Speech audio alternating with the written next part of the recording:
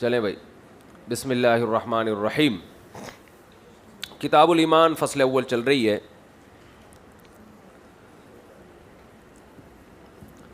ایمان سے متعلق مباحث گزر رہی تھیں، تو اسی میں ایک آخری بحث، پھر ہم انشاءاللہ یہ حدیث کی تشریح پڑھیں گے کہ ایمان و عمل الگ الگ چیز ہے یا ایمان اور اعمال ایک دوسرے کے جز ہیں، یعنی اعمال ایمان کا جز ہے یا نہیں. جب اسلام پھیلا نا صحابہ تابعین کے دور میں، تو بہت سارے غیر مسلمین اسلام میں داخل ہوئے. ان تک بہت سو تک شرعی نصوص نہیں پہنچی تھیں پورے طریقے سے. صحابہ کے عقائد کیا ہیں، کس حدیث کی وہ کیا تشریح کرتے ہیں.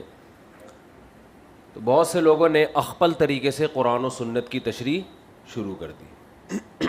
اس سے فرقے بننا شروع ہو گئے. اور یہ جو رسول اللہ صلی اللہ علیہ وسلم نے فرمایا نا، میری امت 73 فرقوں میں بٹے گی، جن میں 72 جہنم میں اور ایک جنت میں. تو صحابہ نے پوچھا وہ ایک جنت میں کون ہوگا؟ فرمایا ما انا علیہ و اصحابی، جو میرے اور صحابہ کے طریق پر ہوگا. تو قرآن و سنت کی تشریحات بہت مختلف طریقوں سے آتی رہیں، لیکن اللہ نے حفاظت صرف ان لوگوں کی جو صحابہ کے طریق پر تھے. وہ تابعین جو صحابہ کے طریق پر چلے، پھر تبع تابعین، اور انہی کو فالو کیا ائمہ اربعہ نے. تو اس لیے اہل سنت والجماعت کے فقہی لحاظ سے 4 مکاتب وجود میں آئے، جن کو حنفی، مالکی، شافعی، حنبلی کہا جاتا ہے. یہ سب وہ تھے جو تابعین اور صحابہ کو فالو کرتے تھے. انہوں نے کسی آیت کی تشریح میں ایسا قول نہیں کیا جو صحابہ کی فہم کے خلاف ہو یا اجماع امت کے خلاف. اس کے علاوہ جو بھی گیا ہے دوسرے راستوں کی طرف، وہ فرقوں میں بٹتا چلا گیا.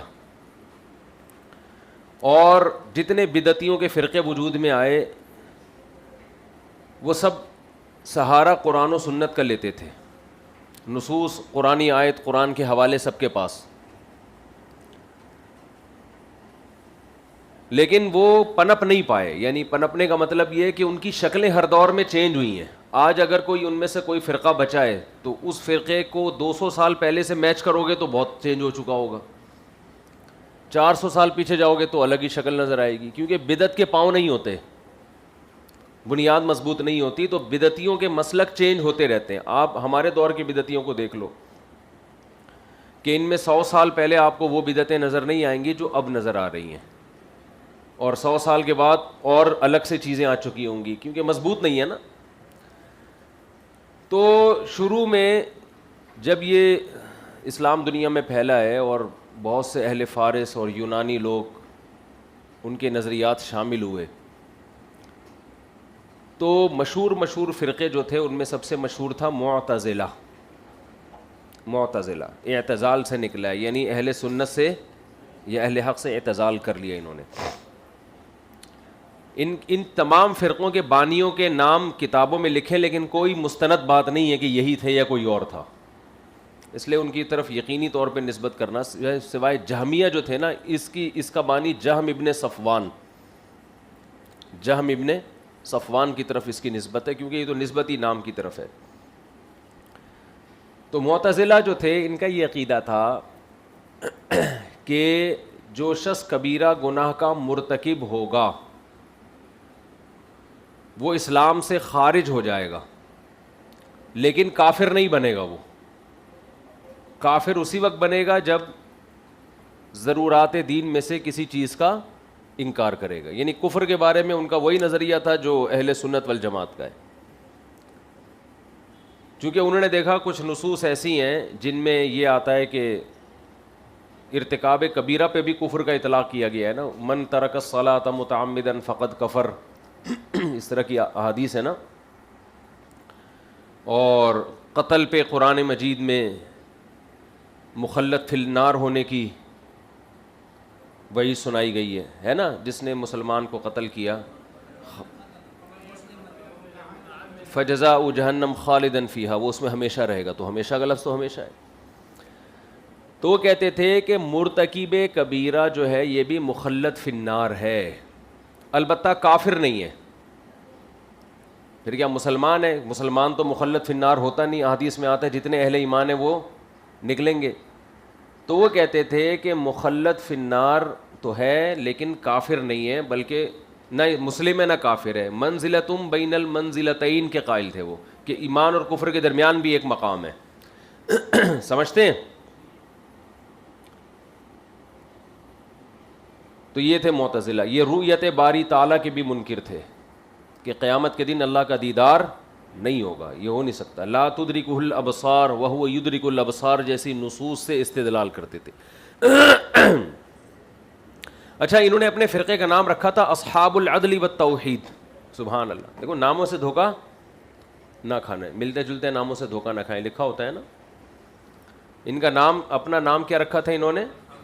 اصحاب العدل، یعنی عدل اعتدال کی بات کرنے والے، والتوحید اور توحید میں مضبوط. سن رہے ہیں بھائی؟ سنو. ان کی توحید یہ تھی کہ اللہ کو دیکھنا ممکن ہے، تو اس کا مطلب اللہ تو مخلوق کی طرح ہو گیا.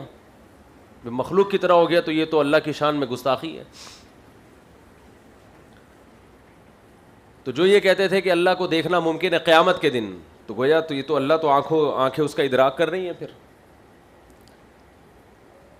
تو نعرے بہت اچھے تھے. دوسرا فرقہ تھا جبریہ. یہ تھے، یہ بھی رؤیت باری تعالیٰ کے منکر، جبر سے نکلا یہ، جبر نہیں جبر. یہ کہتے تھے کہ انسان مجبور محض ہے. انسان کیا ہے؟ مجبور ہے. تقدیر کے عقیدے میں غلو کیا انہوں نے. قرآن میں آتا نا وما تشاءون الا ان یشاء اللہ رب العالمین، تم اس وقت تک نہیں چاہ سکتے جب تک اللہ نہ چاہے.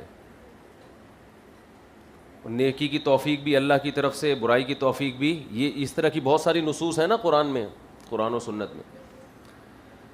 تو ان نصوص سے استدلال کا، یہ بھی قرآن کے حوالے دیتے تھے. کہتے ہیں اس سے پتہ چلتا ہے کہ انسان کے اپنے ارادے اور اپنے اختیار کا کوئی دخل نہیں ہے. ریموٹ کنٹرول کی طرح، روبوٹ کی طرح یہ اللہ کے ہاتھ میں ہے. جب اللہ گناہ کروانا چاہے گا گناہ کرے گا، جب نیکی کروانا چاہے گا نیکی کرے گا. خود کک بھی نہیں کر سکتا. یہ سمجھتے ہو؟ اور یہ بھی آخرت میں اللہ تعالیٰ کے دیدار کے منکر تھے. ان کو جبریہ اس لیے کہا جاتا تھا کہ یہ انہی میں ہے جہمیہ، وہ بھی انسان کو مجبور کہتے تھے. اور معطلہ تھے. معطلہ کا مطلب یہ ہوتا ہے کہ اللہ کی صفات کا انکار. ہاں، اس کو تعطیل کہتے ہیں. یعنی وہ صفات جو مخلوق میں بھی پائی جاتی ہیں ان کا انکار. جیسے صفت غضب ہے، وہ کہتے تھے غضب جو ہے نا یہ انسان کا خاصہ ہے، اللہ غضب نہیں کر سکتا. جبکہ احادیث میں اللہ کی طرف غضب کی نسبت کی گئی ہے. تو ہے قرآن میں بھی آتا ہے وغضب. تو انہوں نے اس کی اتنی سخت تعویلات کی ہیں کہ گویا صفت ہی کا انکار کر دیا. سمجھتے ہو؟ اسی طرح اللہ کے، یعنی جتنی بھی قرآن میں اللہ کی صفات بیان کی گئی ہیں نا، ان صفات کے ایسے معنی بیان کیے کہ سرے سے صفت ہی کی نفی ہو گئی.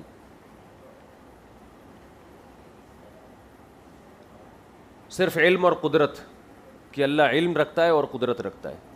اور یہ بھی کہتے تھے کہ کلام اللہ جو ہے یہ اللہ کی مخلوق ہے، اللہ کی صفت نہیں ہے اور قدیم نہیں ہے. یہ سمجھ رہے ہیں؟ اللہ کا جو کلام ہے نا یہ اللہ کی ذات سے نہیں نکلا، بلکہ اللہ نے اس کو اپنے کلام کو جو قرآن کی صورت میں ہم پڑھتے ہیں یہ پیدا کیا، مخلوق ہے، یہ حادث ہے. جبکہ اللہ کیا ہے؟ قدیم ہے. جبکہ ہم کیا کہتے ہیں کہ جو اللہ کی صفات ہیں وہ بھی اللہ کی طرح قدیم ہے نا. اللہ کی صفت رحمت ہے تو وہ ہمیشہ سے ہے نا اللہ کے ساتھ. تو یہ بھی رؤیت باری تعالیٰ کے منکر تھے. جبریہ کے مقابلے میں تھے قدریہ.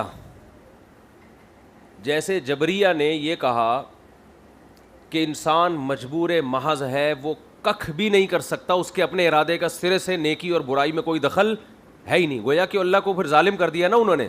بس اللہ زبردستی اٹھا کے جہنم میں بھی پھینکے گا، جنت میں بھی، جس کو ڈالنا ہے بس زبردستی اسی پہ راستے پہ چلا دیا اللہ نے. ان کے یہ وہ ان آیات سے استدلال کرتے تھے جس میں تقدیر کا عقیدہ بیان کیا گیا ہے. کہ سب کچھ پہلے سے طے شدہ ہے. اور ان کے مقابلے میں تھے قدریہ. وہ یہ کرتے تھے, وہ یہ کہتے تھے انسان مکمل خود مختار ہے. اچھا, معتزلہ کا بھی یہی عقیدہ تھا جو قدریہ کا ہے, انسان کو مکمل اختیار ہے, اس میں نیکی کرنے میں برائی کرنے میں اللہ کے ارادے کا دخل نہیں ہے, مکمل انسان کو اللہ نے آزاد پیدا کیا ہے. نہیں آ رہی بات, اس میں اللہ کی توفیق یا اللہ کے ارادے کا کوئی دخل نہیں ہے. تو انہوں نے تقدیر کا انکار کیا, انکار ہی ہو گیا نا یہ. تو ان کو قدریہ اس لیے کہتے ہیں کہ قدر مسئلہ قدر میں, تقدیر کے مسئلے میں بحث بہت کرتے تھے, جبکہ نبی صلی اللہ علیہ وسلم نے تقدیر کے مسئلے میں بحث سے منع کیا, اجمالی عقیدہ رکھنے کا حکم دیا, آگے گہرائی میں جانے سے منع کیا ہے. تو معتزلہ بھی یہی کام کرتے تھے, تو اس لیے معتزلہ کو قدریہ بھی کہا جاتا ہے. سمجھتے ہو کیا بول رہے ہیں؟ کرامیہ, شکریہ. وہ تو فرقے تھے نا, فرقوں سے چھوٹی چھوٹی فرقیاں نکلی ہوئی تھیں. میں تو بڑے بڑے بتا رہا ہوں آپ کو جو مشہور ہوئے ہیں. کیا بول رہے ہیں؟ جی ہاں, لیکن وہ ایتھیس نہیں تھے, وہ اپنے آپ کو اسلام کی طرف منسوب کرتے تھے. یہ سارے فرقے نبی صلی اللہ علیہ وسلم کو آخری نبی مانتے تھے, کلام اللہ کی کلام کو اللہ کا کلام مانتے تھے, اور قرآن و سنت. تبھی ان کو کافر ہونے کا فتویٰ نہیں دیا کسی نے. وجہ اس کی یہ کہ یہ نصوص سے استدلال کرتے تھے, کہتے ہیں ہم قرآن و سنت کو مانتے ہیں. ان میں سے کوئی بھی قرآن و سنت کا منکر نہیں تھا, مگر اس کی تشریح وہ کرتے تھے جو صحابہ کے اجماع کے خلاف تھی. جو صحابہ میں جو اصحاب علم تھے, ابن مسعود, خلفائے راشدین اور عبداللہ بن عباس, معاذ بن جبل, حضرت ابو دردہ, یہ جو بڑے بڑے مشہور صحابہ تھے جن سے علم دنیا میں پھیلا ہے, ان کی بات کو فالو نہیں کرتے تھے, بلکہ ان سے مناظرے کرتے تھے یہ لوگ. کسی نے بڑی خوبصورت بات کی ہے کہ سب سے پہلا فتنہ جو اسلام میں پیدا ہوا ہے ترک تقلید سے ہوا ہے. سمجھ رہے ہو؟ قرآن و سنت کی تشریح میں صحابہ کی تقلید نہ کرنا, بلکہ اپنی کھوپڑی سے قرآن و سنت کو حل کرنا. سب سے پہلا فتنہ یہ, جنہوں نے اس وقت صحابہ کی تقلید کی ہے نا, کہ جو عبداللہ بن عباس کا مذہب, جو ابن مسعود کا مذہب, جو خلفائے راشدین کا مذہب, ہم اس کو یہ ہم سے زیادہ نبی کے باتوں کو سمجھتے تھے. اور اسی وجہ سے آپ دیکھو غیر مقلدین میں بھی کچھ نہ کچھ صحابہ کی مخالفت پائی جاتی ہے, پورے طور پر تو نہیں. طلاق ثلاث میں دیکھو نا, سارے صحابہ ایک طرف ہیں, 3 طلاقیں 3 ہونے میں, غیر مقلد بالکل اکیلا ہے. اس میں کوئی ایک صحابی دکھا دو جو 3 طلاق کو ایک کہتا ہو, ایک مجلس کی, ایک بھی نہیں ہے. تو ان میں بھی تھوڑے سے وہ جراثیم پائے جاتے ہیں, تھوڑے سے نہیں, یعنی تھوڑے سے کا مطلب ان جبریہ معتزلہ کے مقابلے میں تھوڑے سے, ان میں تو بہت زیادہ تھے لیکن ان میں تھوڑے سے پائے جاتے ہیں.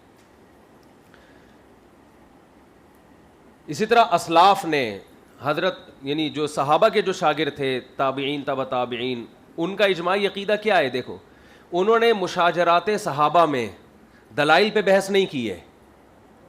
جو اہل سنت والجماعت, انہوں نے کہا ہم سب کو مانتے ہیں, اور یہ آپس کے ان کے جھگڑے تھے, ان میں دونوں مخلص تھے, ایک اجتہادی غلطی پر تھا. یہ اہل سنت والجماعت کا مذہب ہمیشہ سے رہا ہے. کیوں؟ یہ تابعین کا مذہب تھا, تبع تابعین کا, جو ان میں جو اہل سنت کو فالو کرتے تھے صحابہ کو, ان کا یہی مذہب تھا. کیونکہ حضرت علی کا بھی یہی مذہب تھا, وہ حضرت معاویہ کے خلاف تلوار اٹھائی مگر ان کو برا بلا نہیں کہا. تو اسی وجہ سے تابعین, تبع تابعین سے لے کر اب تک اہل سنت کا مذہب یہ ہے کہ حضرت معاویہ کی شان میں گستاخی کو حرام اور ناجائز سمجھتے ہیں, صحابی رسول ہونے کی وجہ سے. لیکن جنہوں نے تقلید کو ترک کیا, دلائل کی دنیا میں گئے, وہ صبح و شام کبھی ابو سفیان, کبھی حضرت معاویہ, اور کبھی آگے تجاوز کر کے امی عائشہ کو, اور بھی بہت سارے صحابہ کو, مغیرہ ابن شعبہ, جو بھی حضرت علی کے مخالف تھے نا. حضرت عائشہ تو شروع میں تھی, بعد میں حق میں ہو گئی تھی, کسی کو انہوں نے معاف نہیں کیا ہے. اس کی انتہا یہی ہے. اور حضرت عثمان کو تو اس قدر برا بلا انہوں نے کہا ہے, ان کی کتابوں میں آپ جا کے گھسو تو آپ کو پتہ چلے گا. اس بارے میں یہ صحیح روایت ضعیف روایت میں فرق نہیں کرتے. تو اس میں بھی اہل سنت والجماعت نے تقلید کا راستہ اختیار کیا. وہ وہی عقیدے ہیں جو عقیدہ طحاویہ میں لکھے ہوئے ہیں, وہ اہل سنت والجماعت کے عقائد ہیں کہ بھائی ہم صحابہ کے بارے میں, کیونکہ ان کے نیکیاں ان کی خامیوں سے زیادہ ہیں. تو یہ سارے ترک تقلید, یہ جو اہل حدیث حضرات فوراً کہتے ہیں نا ہر برائی کی جڑ تقلید ہے, یقیناً ہر برائی کی جڑ بھی تقلید, ہر خیر کی جڑ بھی تقلید. دیکھا جائے گا تقلید کر کس کی رہے ہو. اندھوں کی تقلید کر رہے ہو تو ہر برائی کی جڑ ہے, پڑھے لکھوں کی کر رہے ہو تو ہر خیر کی جڑ ہے، پھر ہر برائی سے آپ کو بچائے گی ہے. سمجھتے ہو؟ تو یہ دونوں تقلیدوں میں فرق نہیں کرتے. ابو حنیفہ کی تقلید کے خلاف تقریر میں آیتیں وہ پیش کرتے ہیں جو مشرکین مکہ کے باپ دادا جو اندھے تھے ان کی تقلید کے خلاف جو آیتیں ہیں، وہ آیتیں کہاں فٹ کر رہے ہوتے ہیں؟ یہاں. جس کو نص سمجھنے کی اتنی بھی صلاحیت نہ ہو کہ یہ نص کس کے بارے میں، وہ ہمیں نص کے معنی سمجھا رہا ہے، اور وہ خود مجتہد بنا ہوا ہے کہ میں خود سے سمجھوں گا. تو تم تو تقلید کی مخالفت میں جو آیتیں ہیں ان کا مطلب نہیں سمجھتے، باقی تو اس سے بھی زیادہ پیچیدہ مسائل ہیں، وہ کہاں سے سمجھو گے؟ تو بچ وہی لوگ گئے جنہوں نے صحابہ کرام کو فالو کیا رؤیت باری تعالیٰ کے مسئلے میں، تقدیر کے مسئلے میں. اچھا، تو یہ تھے کون تھے؟ قدریہ. ایک اور بڑا مشہور فرقہ تھا جس کو خوارج کہا جاتا تھا. خوارج وہ لوگ تھے جنہوں نے خروج کیا حضرت عثمان کے خلاف، حضرت علی کے خلاف. ان کا جو امتیازی وصف تھے دو تھے. ایک تقوی، ظاہری تقوی، عبادت گزار، اور یہ بھی مرتکب کبیرہ کو مخلد فی النار سمجھتے تھے کہ جو کبیرہ گناہ کا ارتکاب کرے گا وہ کہاں جائے گا؟ جہنم میں، اور وہ کافر بھی ہو جائے گا. معتزلہ تو کہتے تھے کہ کافر تو نہیں ہوگا لیکن جائے گا ہمیشہ جہنم میں، اور یہ کہتے تھے وہ کیا ہو جائے گا؟ کافر بھی ہو جائے گا. تو معتزلہ اور ان دونوں کا مذہب اس معاملے میں نتیجے کے لحاظ سے ایک جیسا تھا. جب ہمیشہ جہنم میں جلے گا تو بندہ بولے گا تو اللہ مجھے اسلام کا ٹھپا لگنے سے مجھے فائدہ تو کچھ ہو نہیں رہا ہے. تو معتزلہ نے کوئی بڑا لقب تو مجھے دیا نہیں کہ نہ مسلم ہے نہ کافر ہے، جا تو پھینک تو دیا نا ان کے نظریے کے مطابق. تو خوارج کے بارے میں صحیح احادیث بھی موجود ہیں. آپ صلی اللہ علیہ وسلم نے پہلے بتا دیا تھا کہ ایسے لوگ پیدا ہوں گے، عبادات ان کی، اس کی خوارج کے بارے میں احادیث یہاں بھی آئیں گی کہ ایسی عبادات ہوں گی کہ لوگ ان کی عبادتوں پہ رش کریں گے، نصوص سے استدلال، ہر بات میں قرآن کی آیت پیش کریں گے. تو انہوں نے حضرت عثمان کے خلاف خروج کیا، پھر حضرت علی کے خلاف. حضرت عبداللہ بن عباس کو حضرت علی نے ان کے خلاف مناظرے کے لیے بھیجا. تو یہ کہتے تھے ان الحکم الا للہ، حکم کس کا چلے گا؟ اللہ کا. خلیفہ کا حکم نہیں ہوتا. ایسے موقع پہ حضرت علی نے فرمایا کلمۃ حق ارید بها الباطل، بات صحیح کر رہے ہیں لیکن ان کی نیت ٹھیک نہیں ہے، تشریح غلط کر رہے ہیں آیت کی. اور یہی وہ کمبخت لوگ تھے جنہوں نے حضرت علی اور حضرت معاویہ کے درمیان صلح میں رکاوٹ بنے ہیں. حضرت علی اور حضرت معاویہ کے درمیان جب بھی صلح کی کوشش ہوتی تھی یہ لوگ رکاوٹ بنتے تھے اس میں. آج بھی جو شخص قرآن و سنت کا نام لے کر ریاست کے خلاف بغاوت کرتا ہے وہ بھی خوارج میں داخل ہے، کیونکہ ان کا مین کانسیپٹ یہ تھا کہ نصوص کے ظاہر کو لینا اور حکومت وقت کے خلاف بغاوت کرنا. جبکہ اہل سنت والجماعت کا مذہب یہ ہے کہ حاکم اگر فاسق بھی ہو، فاجر بھی ہو، لیکن امت چونکہ متحد ہے اس پہ، تو اس کے فسق و فجور کی بیس پر اس کے خلاف خروج نہیں کیا جائے گا. سمجھتے ہو؟ تاکہ امت کا اتحاد. صدیوں میں کہاں ایسی 100% تو کبھی بھی اسلامی حکومت نہیں آئی ہے نا. انسان ہے نا جو خلیفہ ہوگا وہ بھی تو انسان ہوگا، کوئی فرشتہ تھوڑی ہے وہ. اگر اس میں 50 خوبیاں تو 50 خامیاں ہوں گی. تو یہ دیکھا جائے گا امت متحد ہے کفر کے خلاف. تو یہ اس چیز کو شریعت نے فوکس کیا ہے. بد دعا کر سکتے ہیں. اچھا، خیر کی دعا کریں گے. احادیث میں آتا ہے کہ حکمرانوں سے اگر وہ تمہارا حق نہ دیں تو اپنا حق اللہ سے مانگو.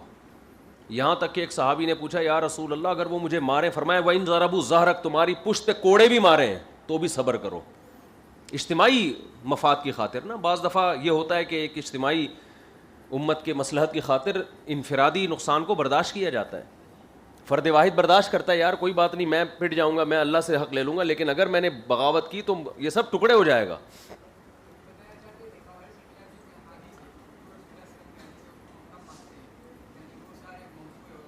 نہیں ایسا نہیں ہے، ایسا نہیں بالکل ایسا نہیں ہے. فرض کر لو خوارج کے خلاف جتنی حدیثیں موضوع ہیں فرض کر لو، تو یہ احادیث تو بہرحال جو خوارج کے نظریے کی نفی کرتی ہیں وہ احادیث تو متفقون علیہ صحیح احادیث ہیں جو خوارج کے نظریات کی نفی کرتے ہیں، جس میں ریاست سے بغاوت کو منع کیا گیا ہے، اور وہ علامتیں جو بیان کی جا رہی ہیں ان، یعنی نبی نے فرمایا نا جو حاکم کے خلاف کھڑا ہو قتل کر دو کائن من کان، جو بھی ہو، اس میں اشارہ ہے کہ کتنا ہی نیک کیوں نہ ہو۔ تو اسلام میں اتحاد کی بہت ویلیو ہے۔ امام اگر فاسق ہو مسجد کا امام تو اس کے بارے میں کہا جاتا ہے اگر اس کو ہٹانے کی قدرت نہیں ہے تو اسی کے پیچھے نماز پڑھی جائے، حالانکہ مکروہ ہے نا فاسق امام کے پیچھے نماز پڑھنا، لیکن یہ کہ قدرت نہیں ہے تو فتنہ پیدا ہوگا تو بس اسی کے پیچھے پڑھو، فتنہ زیادہ بڑا مسئلہ ہے۔ حجاج بن یوسف ظالم تھا، فاسق تھا، ابو ہریرہ اور انس بن مالک رضی اللہ عنہ جیسے صحابہ اس کے پیچھے ہمیشہ نماز پڑھتے رہے، یہاں تک کہ وہ نمازیں قضا کرنے لگا تھا۔ جمعے کی نماز پڑھاتے میں اتنی تاخیر کرتا کہ عصر کا وقت داخل ہو جاتا، اتنا لمبا خطبہ دیتا، تو پھر صحابہ نے اس کے خلاف خروج نہیں کیا بلکہ گھر میں نماز پڑھ کے آتے اور پھر اس کے پیچھے پڑھ رہے ہوتے، اتحاد امت کی خاطر۔ سمجھ رہے ہو؟ اس اتحاد کا فائدہ یہ ہوا کہ اسلامی سلطنتیں، حجاج جہاں مسلمانوں کے خلاف ظالم تھا تو پھر اسلام دشمنوں پہ بھی ایسا ہی قہر بن کے ٹوٹا تھا وہ۔ تو اتنی بڑی بڑی طاقتیں جو مسلمانوں نے زیر کی ہیں یہ اتحاد کی وجہ سے زیر کی ہیں۔ ظالم عادل حاکم آتے رہیں گے، کوئی اچھا آئے گا کوئی برا آئے گا، لیکن کفر ملت واحدہ ہے، اس کے خلاف جب تک وہ کھڑا ہے تو بس صحیح ہے۔ سمجھتا نہیں ہے نا بات کو، جب پڑھے گا نہیں رات کو تو کیسے سمجھے گا بات کو؟ اچھا،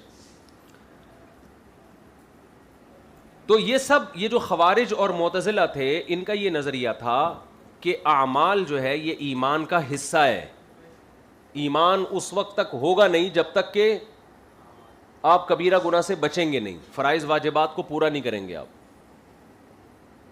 سمجھتے ہو؟ اسی وجہ سے اگر کوئی کبیرہ کا ارتکاب کرے گا تو ہمیشہ، آج جو اباضیہ فرقہ ہے نا عمان میں، وہ اسی کی باقیات ہیں۔ عمان میں اباضیہ فرقہ ہے، وہ بھی یہ کہتے ہیں مرتکب کبیرہ جو ہے، عمان نہیں ہے مسقط، تو وہاں میں گیا ہوں، وہاں دیکھا ہے وہ لوگ اسی کے قائل ہیں، لیکن اس کے فائدے بھی ہیں۔ وہاں سارے اماموں کی لمبی داڑھیاں ہیں، شلوار ان کی ٹخنوں سے اوپر ہوتی ہے، وہ گناہ سے بچتے ہیں۔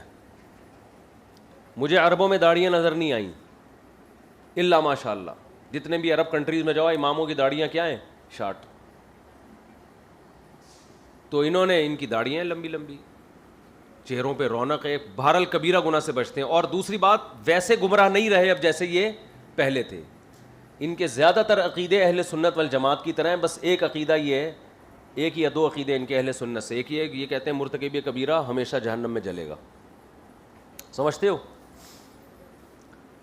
اور ایک رؤیت باری تعالیٰ کے شاہد منکر ہیں۔ اس کے علاوہ ان کے تمام عقائد آج کے دور میں اہل سنت والجماعت کی طرح، جو میں نے وہاں جا کے کتابوں میں تو جو لکھا ہے پرانے لوگوں کے بعد، اب جو ان کے نظریہ ہے وہ یہ نہیں ہے، سمجھتے ہو؟ اچھا بھائی، باقی نماز کا طریقہ وہی ہے جو، اچھا رفع الیدین کے قائل یہ نہیں ہے، حتیٰ کہ تکبیر تحریمہ والے رفع الیدین کے قائل بھی نہیں ہیں، یہ کہتے ہیں وہ بھی منسوخ ہے، اور اس میں ان کے دلائل سارے وہی ہیں جو احناف کے دلائل ہیں، سمجھتے ہو؟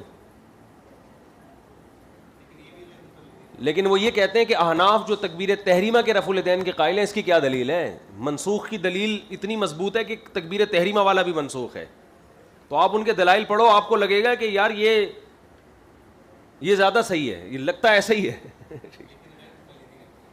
نہیں، وہ غیر مقلد نہیں ہے، کسی مجتہد کو فالو کرتے ہیں، ان کا نام ذہن سے نکل گیا۔ اور فرض کی پہلی 2 رکعتوں میں تلاوت کو واجب نہیں سمجھتے، صرف سورہ فاتحہ کو واجب سمجھتے ہیں، سمجھتے ہو؟ خیر، ایک اور فرقہ تھا جس کو کہتے تھے مرجیہ، رجا امید کو کہتے ہیں نا، یہ خوارج کا الٹ تھا، معتزلہ اور خوارج کا الٹ۔ انہوں نے کہا کہ اعمال ایمان کا جزو نہیں ہے، بلکہ نجات کے لیے ضروری بھی نہیں ہے۔ چلو بھائی، وہ کہتے ہیں جیسے کفر کے ہوتے ہوئے اعمال صالحہ کا کوئی فائدہ ہے، آخرت میں کوئی فائدہ ہے اعمال صالحہ کا کفر کے ہوتے ہوئے، جیسے کفر کے ہوتے ہوئے اعمال صالحہ نافع نہیں ہے، ایسے ہی ایمان کے ہوتے ہوئے بد عملی مضر نہیں ہے۔ اگر آپ مومن ہو، عقیدہ صحیح ہے، تو اعمال آپ کو نقصان نہیں پہنچائیں گے، آپ کی بدعملی. کہتے ہیں جب کفر کی وجہ سے اچھا عمل مقبول نہیں ہے تو ایمان کی وجہ سے برے عمل پہ سزا بھی نہیں ہے. ایمان ہی سب کچھ ہے. سمجھتا نہیں ہے نا بات؟ اور وہ تمام نصوص جس میں ایمان پر جنت کی خوشخبریاں دی گئی ہیں وہ تمام نصوص ان کا مستدل تھیں. حضرت ابو ذر رضی اللہ تعالیٰ نے پوچھا تھا نا نبی صلی اللہ علیہ وسلم سے کہ مومن جنت میں جائے گا؟ فرمایا ہاں. حضرت ابو نے فرمایا وَإِن زنا وَإِن سرق، اگرچہ زنا کرے چوری کرے پھر بھی جائے گا؟ آپ نے فرمایا پھر بھی جائے گا. اس طرح کی بہت ساری احادیث ہیں کہ جو کلمہ توحید پڑھ لے وہ کہاں ہے؟ جنت میں. تو وہ ان نصوص سے استدلال کرتے تھے. تو ان میں ایک ایک نمبر کے بدماش پیدا ہوئے ہیں، کیونکہ یہ کہتے تھے جتنا بھی برا عمل کر لو بس عقیدہ صحیح ہونا چاہیے، آپ کہاں جاؤ گے؟ جنت. تو اہل سنت والجماعت کو یہ اعزاز حاصل ہے. اہل سنت کا مطلب ہم نبی کی سنت کو فالو کرتے ہیں، جماعت سے مراد صحابہ اور اجماع. ان کو یہ ہے کہ انہوں نے ان تمام مسائل میں اعتدال کی راہ کو اختیار کیا. سمجھتے ہو؟ ان تمام مسائل میں اعتدال کی راہ. عقیدہ تقدیر میں یہ کہا کہ نہ تو انسان مجبور محض ہے کہ اس کے اپنے اختیار کا کوئی دخل ہی نہیں ہے، اور نہ اتنا آزاد ہے کہ اللہ کی توفیق کے بغیر سب کچھ ہو جائے گا. بین بین معاملہ ہے. اس کو تعبیر کیسے کیا جاتا ہے؟ معاملہ کیا ہے؟ بین بین ہے. اسی پہ زندگی گزرتی ہے. نہ اپنے آپ کو نیک اعمال میں اللہ سے مستغنی سمجھو کہ بس میرے ارادے سے سب کچھ ہو جائے گا، اور نہ یہ سمجھو کہ مجھے کچھ کرنا ہی نہیں ہے، سب کچھ اللہ ہی کرے گا. سمجھتے ہو؟ کیونکہ دونوں طرح کی نصوص ہیں نا قرآن میں. فَمَن يَعْمَلْ مِثْقَالَ ذَرَّةٍ خَيْرًا يَرَهُ، جو عمل کرے گا تو خود کرے گا نا، اللہ تھوڑی زبردستی کروائے گا. لیکن قرآن میں یہ بھی وَمَا تَشَاءُونَ إِلَّا أَن يَشَاءَ اللَّهُ رَبُّ الْعَالَمِينَ. تو منزلت بین بین معاملہ ہے. اس کا فائدہ یہ ہوتا ہے کہ نہ انسان اپنے آپ کو اللہ سے مستغنی سمجھتا ہے اور نہ اللہ کو ظالم سمجھتا ہے، کیونکہ مجبور ہوگا تو خود تو پھر کچھ بھی نہیں کرے گا، ہاتھ پہ ہاتھ رکھ کے بیٹھ جائے گا. موٹیویشن کہاں سے ملے گی اس کو؟ سمجھتے ہو؟ تو ہمارا یہی عقیدہ ہے. معاملہ کیا ہے؟ بین بین. رؤیت باری تعالیٰ کے بارے میں ہمارا عقیدہ ہے کہ اللہ کو دیکھنا ممکن نہیں ہے ان آنکھوں سے، لیکن قیامت کے دن اللہ اپنا دیدار کرائے گا. اس کی کیفیت ہمیں معلوم نہیں ہے، اس کو دنیا کی رؤیت پر قیاس نہیں کیا جا سکتا. تو جب احادیث میں ہے اور صحابہ کا یہ عقیدہ تھا کہ اللہ کی زیارت ہوگی تو ہوگی، کما ہوا لائق بشانہ. اس کی تفصیل میں ہم نہیں جاتے، ہماری عقل سے بالا تر ہے. سمجھتے ہو؟ اور کیا عقیدہ تھا قرآن کے بارے میں کہ یہ اللہ کی مخلوق ہے؟ تو ہم کہتے ہیں مخلوق نہیں ہے. اللہ کا کسی بھی شخص کا کلام اس کی صفت ہوتی ہے، اس کی ذات کا حصہ ہوتی ہے، اس کی ذات سے نکل. میں اگر بول رہا ہوں تو میری ذات سے یہ کلام نکل رہا ہے.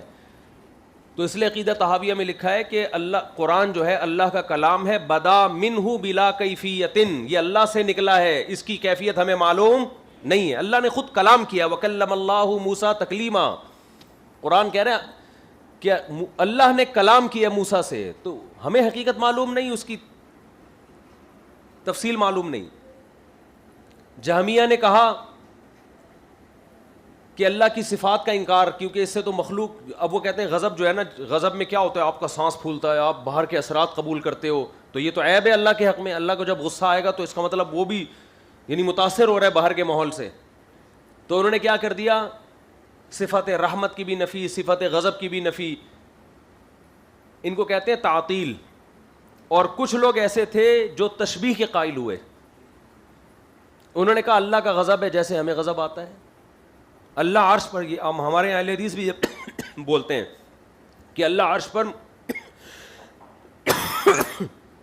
مستوی ہے جیسے انسان مستوی ہوتے ہیں. بعض اہل حدیث بھی یہ نا استواء العرش کے مسئلے میں بہت غلو کرتے ہیں،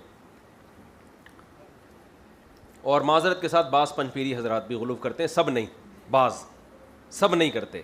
بعض متشدد جن کو دوسرے پنجپیری بھی نہیں مانتے. اب خوش بعض متشدد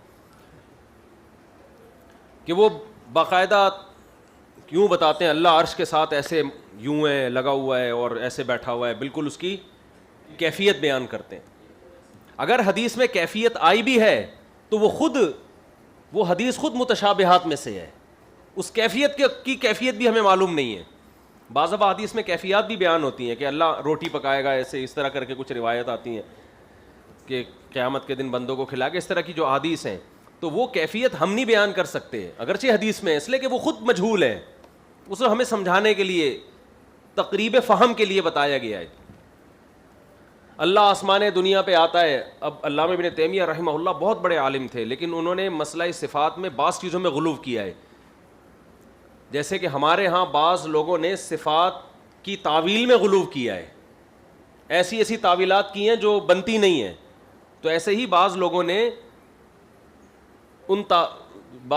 جو ہے نا ان صفات کو ثابت کرنے میں، ان کی کیفیات بیان کرنے میں بھی غلو کیا ہے۔ قرآن میں 2 قسم کی آیتیں ہیں، لیسا کمثلہ شیء، اللہ کی طرح کوئی بھی نہیں ہے، تو اللہ کی ان صفات کو آپ زیادہ گہرائی میں جا کے ڈیفائن نہیں کر سکتے۔ یہ جو قبر کی مٹی افضل ہے عرش سے، اس میں یہی مسئلہ ہے، نبی کی جو قبر کی مٹی ہے نا عرش سے، بہت سے علماء کہتے ہیں، المہند المفند میں بھی لکھا ہے کہ نبی کے جسم سے جو مٹی چھوتی ہے وہ عرش سے افضل ہے۔ اس پر یہ اشکال ہوتا ہے کہ عرش تو اللہ سے ٹچ کر رہا ہے اور مٹی کی نسبت کس کی طرف ہے؟ نبی کی طرف۔ تو اس کا جواب یہی ہے کہ عرش کے بارے میں یہ کہنا کہ اللہ کی ذات سے مس ہو رہا ہے، یہ ممکن نہیں ہمارے لیے، بلکہ اس میں ہم کہیں گے اللہ عرش پر ہے کما هو لائق بشانی، ہمیں نہیں پتا، جبکہ قبر کی کیفیت تو ہم بیان کر سکتے ہیں، سمجھ رہے ہو؟ تو اللہ عرش پر ہے، ہمیں نہیں پتا کیسے ہے بھائی، اس کی وہ کیفیات وہی جانتا ہے، سمجھتے ہو؟ تو تعطیل اور تشبیہ کے درمیان کا جو نظریہ ہے کہ صفات کا انکار بھی نہ کیا جائے۔ اب یہ جو ہے صفت غضب کی نفی کر دی، صفت رحمت، رحم میں بھی آپ کو ترس آتا ہے نا کسی کے اوپر، کہتے ہیں اللہ کیسے رحم کرے گا، وہ تو رحم تو دل کی نرمی کا نام ہے، تو بعض لوگوں نے رحمت ہی کی نفی کر دی، اس کی ایسی تعویلات کی ہیں کہ صفت ہی کی نفی ہو گئی، یہ بھی غلط ہے، اور بعض نے اس کی تشبیہ دی کہ غضب آتا ہے ایسے یوں غضب کرتا ہے۔ تو بھائی ہم تعطیل اور تشبیہ کے درمیان والا مذہب رکھتے ہیں کہ اللہ غضب کرتا ہے کما هو لائق بشانہ، اللہ رحم کرتا ہے کما هو لائق، اللہ رحیم ہے کما هو لائق بشانہ، اللہ عرش پر ہے کما هو لائق بشانہ، لہ ید لا کیدنا، قرآن میں جگہ جگہ اللہ کے لیے ید ہے نا، ہاتھ ہے، تو ہے، ہمیں نہیں پتا کیسا ہے، ید اللہ کی ایک صفت ہے جس کی ہم حقیقت نہیں جانتے، لیکن ہم اس کی نفی بھی نہیں کرتے، تو یہ اعتدال والا مذہب ہے۔ اس میں ہمارے بعض دیوبندی بھی بہت غلو کرتے ہیں، سمجھتے ہو؟ اگر کوئی کہہ دے اللہ عرش پر ہے تو اس کو بھی مشرک قرار دے دیتے ہیں، اوہ تم نے تو اللہ کے لیے جہت ثابت کر دی، سمجھتے ہو؟ تو وہ کہتے ہیں اللہ ہر جگہ موجود ہے، اس پر اصرار کرتے ہیں۔ تو یہ سب چیزیں مبہم بیان کی گئی ہیں، تو ان کو مبہم ہی رکھنا چاہیے۔ تو اگر کوئی یہ کہہ دے اللہ ہر جگہ موجود ہے تو بھی ٹھیک ہے، علم اور قدرت کے لحاظ سے اللہ کہاں ہے؟ ہر جگہ ہے۔ تو اگر کوئی کہہ دے عرش پر ہے تو یہ بھی ٹھیک ہے۔ ہاں جو اس کی گہرائی میں جائے گا، ہر جگہ موجود یا عرش کے بہت زیادہ ڈیپ میں جا کے اس کو ڈیفائن کرے گا، اس پہ بحث کرے گا، اس کے مناظرے کرے گا، وہ بہرحال کیا ہے؟ وہ راسخین فی العلم میں داخل نہیں ہے، کیونکہ قرآن کیا کہہ رہا ہے؟ والراسخون فی العلم یقولون آمنا بہ کل من عند ربنا، اور جن کے دلوں میں کجی ہے، فتنہ ہے، تو قرآن کیا کہتا ہے؟ فَيَتَّبِعُونَ مَا تَشَابَهَ مِنْهُ ابْتِغَاءَ الْفِتْنَةِ وَابْتِغَاءَ تَأْوِيلِهِ، کہ جو متشابہ آیتیں یہ امت میں فتنہ پھیلانے کے لیے اور اس کی غلط تفسیر تلاش کرنے کے لیے ان آیتوں کے بیچ میں گھستے ہیں، ان کی تشریح میں گھستے ہیں، جبکہ علم میں جو مضبوط لوگ ہیں وہ کہتے ہیں کل من عند ربنا، بس یہ ہمارے رب کی طرف سے، کیا مطلب؟ مفوض الی اللہ کر دیتے ہیں اس کو، اللہ اعلم بمرادہ کہہ کر پتلی گلی سے نکل جاتے ہیں۔ جب کوئی ان سے پوچھتا ہے کہ اللہ قیامت میں روٹی کیسے پکائے گا، جب کوئی ان سے پوچھتا ہے کہ اللہ کے ہاتھ دائیں ہاتھ میں، قرآن کہتا ہے کہ 7 آسمان اور بائیں ہاتھ میں زمین ہوگی، تو یہ کیسے ہوگی؟ تو یہ کہتے ہیں ایسے ہوگی جیسے اللہ چاہتا ہے، اور یہ کہا اور پتلی گلی سے نکل لیا۔ اور جس کو فتنہ ہوتا ہے وہ پھر اس میں بحث کرتا ہے، وہ کہتا ہے فلاں کہتا ہے ایسے ہوگی، فلاں کہتا ہے ایسے ہوگی، فلاں کہتا ہے ایسے ہوگی، تو ایسے نہیں ہوگی، تو آؤ میں اس میں مناظرہ کرنے کے لیے تیار ہوں۔ سمجھتا نہیں ہے بات کو، جب پڑھے گا نہیں رات کو تو سمجھے گا کیسے بات کو۔ چلو یہ ہمارا موضوع کمپلیٹ ہوا، انشاءاللہ کل ہم اس حدیث کی تشریح پڑھیں گے، یہ بہت اہم بحث تھی، ضروری تھی۔